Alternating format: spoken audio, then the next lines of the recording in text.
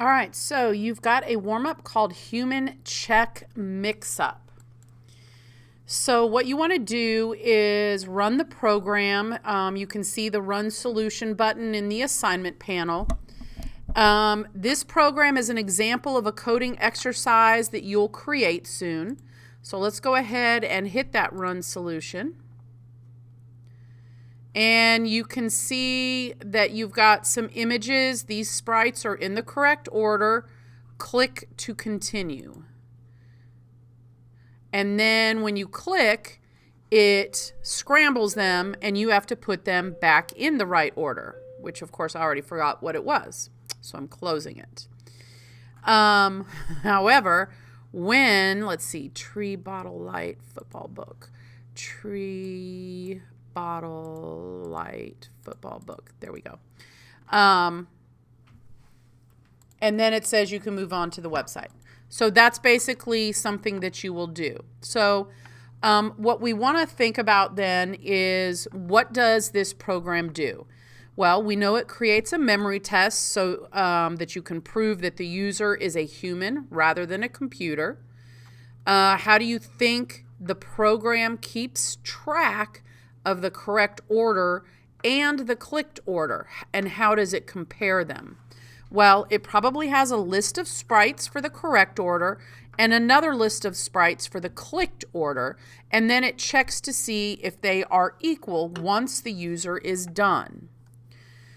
How do you think the random order of sprites is determined? Well, maybe it iterates over a list of 5 sprites and uses the random library to choose the image used for each. So starting today, we're going to learn about sorting lists, comparing lists, and some new functions from the random library.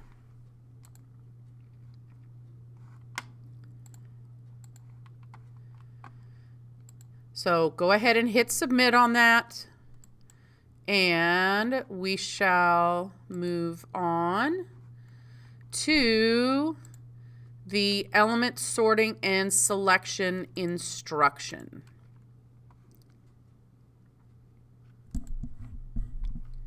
So you'll want to get your ePortfolio out because there is some vocab. We're going to learn a few more advanced list operations before we move into our next topic. Today we're going to talk about how to sort elements within a list and some new ways to select a single element. So what I want you to think about is we have a website that you can use here. It is Deck of Cards. And oops. Hang on, let me do this. Let me do this a different way so I can pull it over. So deck.of.cards, that is the website that you can go to. And what we can do is we're going to play a simple card games. So we're going to shuffle one or more deck of cards using this virtual deck. So what we'll ask you to do is go ahead and draw 5 cards from the deck. And let's see, there is the deck right there. I hit shuffle. So I'm going to draw 5. 1, 2, 3, 4, 5. Okay. Now what we want to do is we want to sort these 5 cards. Well, I can go 2, 5, 8, 9, and then king, right? So how did I do that? I looked for the smallest card first, and then for the next one, and so forth and so on. I don't know how you did it. Maybe you did it in reverse order. Some people might have sorted theirs by the suit first and then by value. But I just went from low to high. What else could you do with the cards, like if you had them in your hand, besides sort them? Well, you could choose a specific card to play. pick a card at random, or find the most valuable card or the least valuable card. So let's see how these same ideas can be implemented in code. So I will go to the next one. Here is sort. This is one of your vocab terms that you need to get in there. Sort simply means to arrange the elements in a collection in ascending order.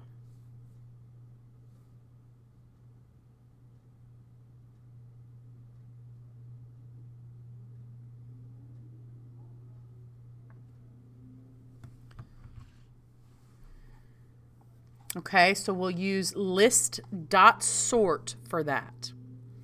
So many of the lists we've used so far are sorted to begin with the smallest numerical value or a string starting with A at the start of the list. However, it's often helpful to sort a list while our code runs, especially if the order of elements seems arbitrary, or if we are adding elements into the list in our program. The sort method rearranges the elements in a predictable way. It changes the list in place. It does not create a new list, but it directly modifies the list it is on. If the elements are integers or floats, the list will be sorted from the smallest number to the largest number. If the elements are strings, the list will be sorted alphabetically. Every element starts with a capital letter. Every element that starts with a capital letter will come before any element that starts with a lowercase letter. So what are some examples of lists where we might want them sorted in this way? So maybe a list of upcoming dates sorted as strings, a list of distances to fast food restaurants, a list of students at a graduation ceremony. One thing to note is that while older versions of Python can sort lists with different data types, like strings and integers together in one list, most newer versions cannot. So here's a more abstract illustration of what the sort method does. If we start with a list of stars, the sort method will sort the stars in ascending order. So what property of the stars is being used for sorting here? Well, it looks to me like it is being sorted by the size from smallest to largest.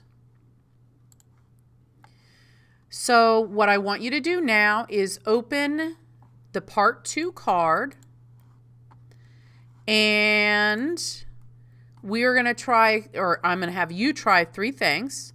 Change the number of cards drawn, allow the user to draw another card from the deck, and allow the user to discard a card. So go ahead and hit pause on the video. Take about 4 minutes to try to do those things, and then come back and we'll walk through it.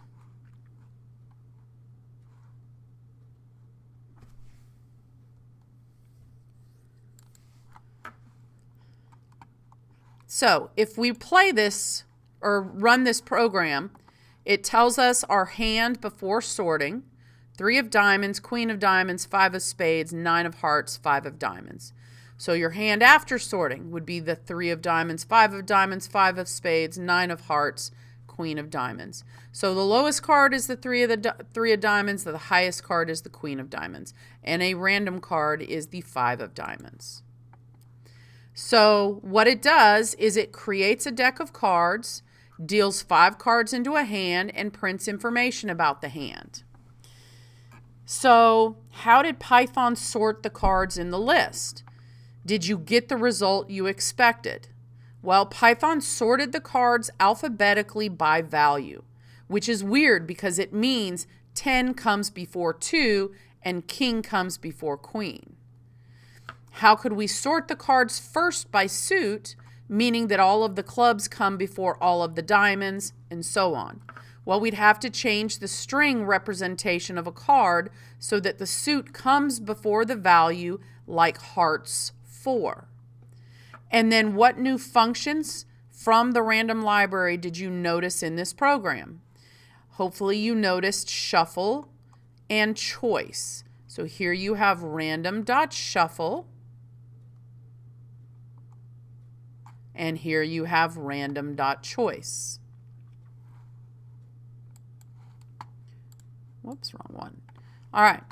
So if we look at this, remember we have ASCII and then characters they represent. So in our exploration, we saw that strings starting with numbers get sorted in front of strings starting with letters. So how do you think Python decides what order to sort strings that start with non-alphabetic characters? It has a pre-ordered list of which characters should come before others. Every character on the keyboard and other characters and symbols you can't directly type has an equivalent numeric value called its ASCII code. As humans, we don't usually need to worry about ASCII codes, but the computer uses them to understand and organize characters. So let's look here. At this code snippet, what order do you think the fruits list will be after sorting?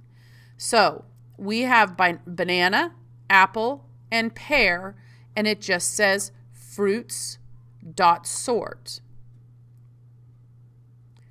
So it is actually going to come out pear, apple, banana. This probably isn't the order that most people would think of when sorting a list of strings. So let's look at why Python behaves this way. The reason capitalized strings get sorted ahead of lowercase strings, once again, has to do with the ASCII codes. So if you look, the ASCII code of a capital A is 65 and the lowercase a is 97. That means that it is sorting all capital letters before lowercase letters. If you're curious to see the entire table of ASCII values for non-letter symbols, you can search for it online. This can help you predict how Python will sort any set of string elements. So, we can also reverse the order of elements in a list using the reverse method. So in the diagram seen here, the original list is sorted from smallest to largest. After we run the reverse method on this list, that same list will be sorted from largest to smallest. While the original list in this example starts sorted, we can also reverse a list that is unsorted. However, we'll use reversed most often right after sort in order to get a list that is sorted in descending order. So what are some examples of when we might want a list started from largest to smallest? Maybe a list of high scores, a list used for a countdown, a list of kickball players based on kickball players on base percentages. Another word is minimum, and that is the smallest value in a collection. And in order to do that, you have min underscore value equals min and then list. So you may be familiar with the idea of a minimum from math, and its meaning is exactly the same here. If there are multiple elements in the list with the same minimum value, the min function will still return only one value. Python's logic of what the smallest value is matches its sorting algorithm. For numbers, it's obviously the smallest number. For strings, it'll be the string starting with a letter closest to A, with any capitalized string being counted as smaller than any uncapitalized string. So let's say we have a list that we just sorted using the sort method. What is another way we could find that lists minimum other than the min function?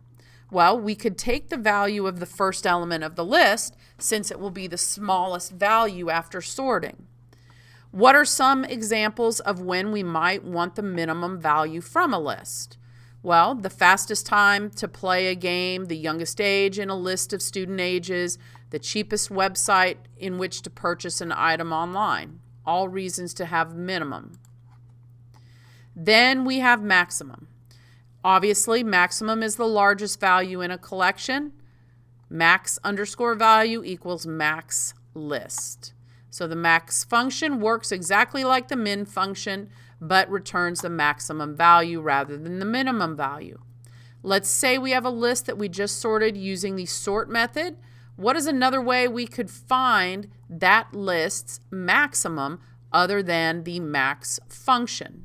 Well, we could take the value of the last element in the list since it will be the largest value after sorting. What are some examples of when we might want the maximum value from a list? Highest score in a competition, the oldest age in a group, the highest bid in an online auction. So let's look at this. Here are two new functions from the random library that we can use with collections. The first is random choice, which randomly chooses a value from the list. Reasons we might want that is dealing random cards from a deck, choosing random numbers for a game of chance, selecting a random student to answer a question. The second is random.shuffle, which is demonstrated in this animation. Much like shuffling a deck of cards, the shuffle function takes all of the elements within a list and moves them around to new places randomly. So, do you think every element will always end up with a new index? No. Since it's random, some elements might stay in the same place. Others may move. So let's try adding some code with all of these advanced list operations. So I'd like you to open Part 3 Sorting. Part 3 Sorting. And there we go. We are going to run this list of words through each of the operations we've learned today. So right now, you have a familiar list of words here. I think familiar. What's going to happen when we use the min function on this list? Well, we'll get force because capitalized string elements are considered smaller than lowercase ones. And it's alphabetically first among the capitalized elements. So below the min function right here, we are going to put in minimum equals min, and then the name of the list, which is words, and then we're going to print min plus minimum, minimum, and that will get it to us. So what's going to happen when we use the sort function on this list? Oh, whoops, I'm sorry. I jumped ahead of myself. What's going to happen when we use, let's run this first. And you can see that minimum gets force, okay? So what's going to happen when we use the max function on this list? Well, we should get U, because it's alphabetically last among the lowercase elements. So let's go ahead and over here, we are going to, well, I'm actually going to do this. I'm going to copy minimum, and I am going to paste it and change it to max.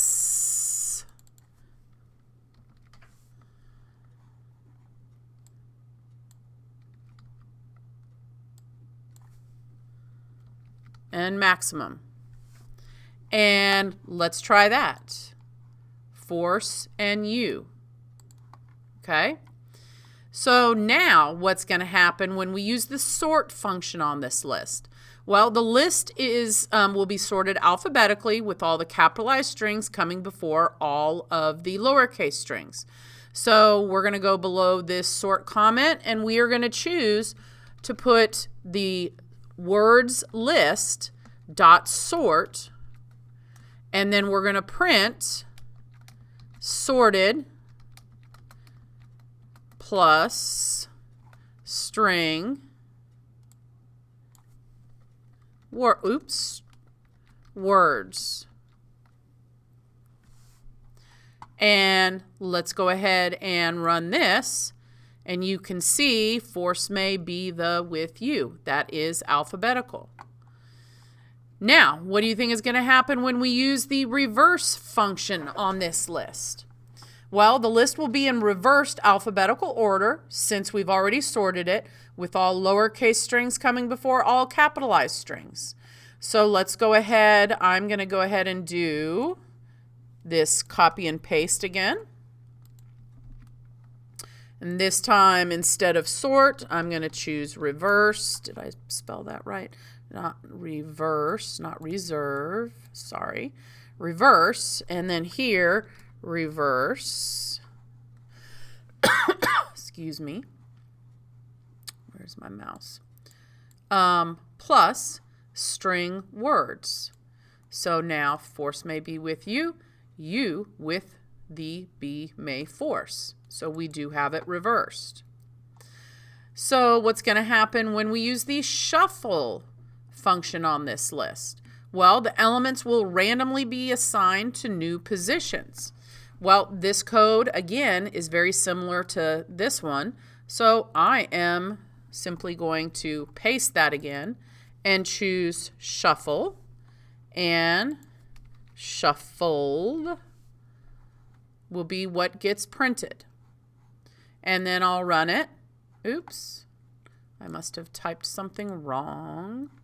Oh, instead I did it backwards. So this particular one is actually backwards. So let me fix this. I'm going to do random because that is the name of the library it's coming from. So random.shuffle. Then it's words in here. Sorry, I was not. It is, part of it is similar, but not that part. Now I will run it. And here is the shuffled list. So last, what's going to happen when we use the choice function on this list? Well, it is going to give us one random word based on random choice. So I'm going to say value equals random.choice, and it's getting it from the words list, and I will print,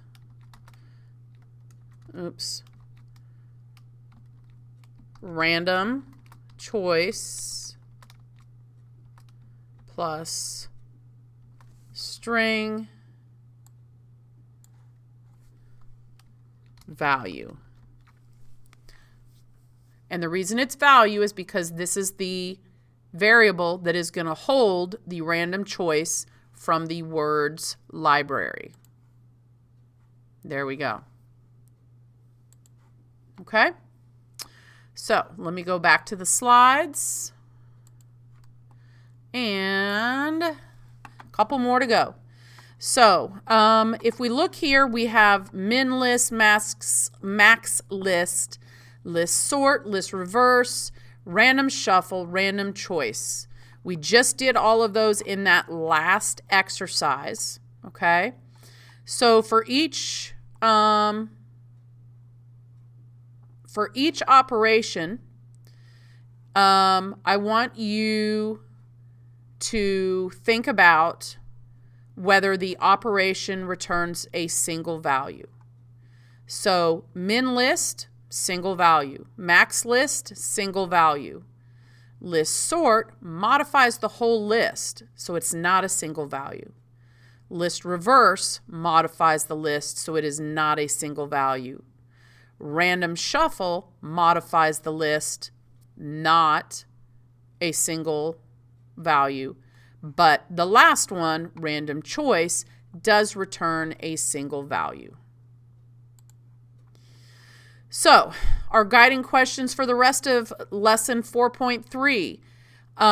What is the difference between checking if two lists are equal and checking if two lists are identical? Why does that matter? And what happens when we use plus and times with lists like we can do with other data types? Okay, so think about that. You've got list identity versus list equality, list concatenation, and repetition. And then think about this last part. What can we do with lists that we couldn't do before today? Well, you can get max, min, you can sort, you can reverse sort, you can shuffle randomly, and you can get a random card. So next, you have salary sorter and talent show that I am currently unlocking for you. And it should be ready for you to go and work through. Feel free to refer back to the instruction that you should have just submitted so that you know what to do. All right. Good luck.